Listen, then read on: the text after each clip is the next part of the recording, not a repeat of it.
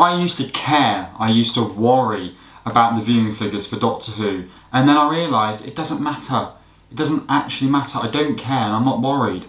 I'm going to tell you why. I'm going to tell you why you shouldn't be either. Hello guys, welcome back to New Who HQ. Today I'm going to speak about viewing figures, but not in the way that everybody else is doing it, like this reached this amount or this reached this amount.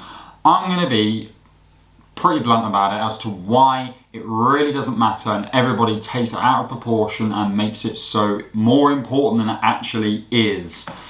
You've got one side of the fandom which is reporting on viewing figures every single week, saying, oh, this is good, this is alright, we've got to wait for the 7-day consolidated figures, all of that type of thing. And then you've got the other side of the fandom going, oh, it's like this because it's woke. And if you agree with either one of them sides, that's completely fine. Nor am I going to get into the woke side of things or anything like that, because we'll be here all day, it causes too many arguments, and I really just can't be bothered to deal with all of that. So, let's get some things out of the way. Firstly, Doctor Who's viewing figures are not very good. Fair enough. Doesn't matter, because the BBC is not doing very well at all. As a whole, you look at the BBC for Lucky Day, Saturday night, no BBC show reached 2 million viewers. No show went above that at all. Do you know how bad that is? This is BBC that used to get sometimes into double figures. But we are narrowing it down so much to Doctor Who, and we're not looking at the bigger picture. Let's go to the competition, which at the moment is Britain's Got Talent. That is Doctor Who's main competition on ITV.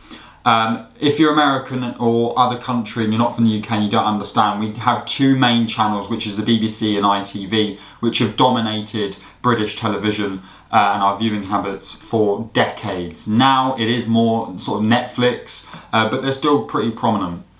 On ITV, Britain's Got Talent, which is a much more wider appealed show, has lost millions and millions of viewers. Because when people compare Doctor Who to the David Tennant years, where it was getting, flipping millions more, so was Britain's Got Talent, so was every other thing on the BBC and ITV. So that doesn't matter.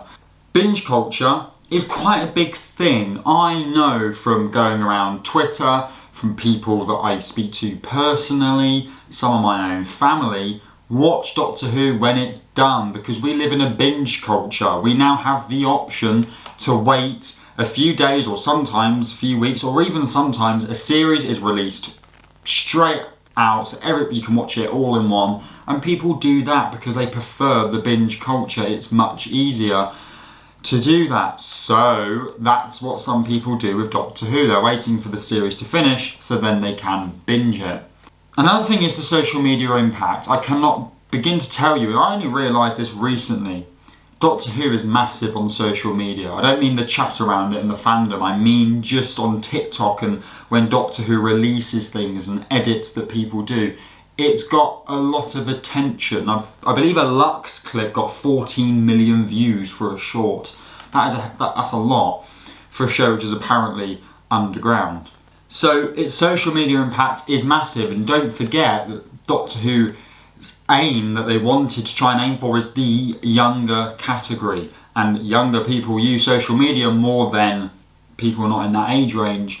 I'm not going to say old because that's a bit rude, but they're getting their target audience pretty well. And if we're going to be honest, not only are Doctor Who competing with likes of Britain's Got Talent, they're also competing with massive YouTube groups like the Sidemen, like Beta Squad, who are very popular amongst young people. Yes, Doctor Who fans are normally a little bit more different types of people to Sidemen viewers, you would think, but it's more added competition and there's just more content to consume.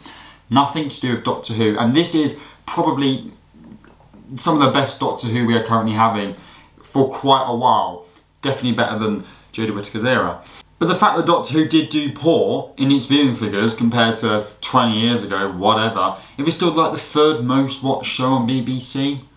So, look, I mean, I'm not even going to mention the Disney viewing figures because they're so secretive. Who knows what it is? We don't actually know. But look, the viewing figures do not matter. I'm not going to speak about this much more because it just doesn't matter. There's literally nothing, yeah, it's getting a few million every single week. It's then going to go up in consolidated figures. It's just repetitive videos that I would carry on making if I was to speak about them. They don't matter. If you think Doctor Who is woke or not, that's not what I'm getting at. This video has nothing to do with wokeness. It's to do with how we consume television, and people seem to forget that it's completely different to 15 years ago. And then it's not just Doctor Who affected, it's the whole country. Yes, the BBC is in trouble in general. They do need to, they need to cut back, they need to save more money, but everything they make costs a lot of money. Casualty, EastEnders, all of that costs money to make.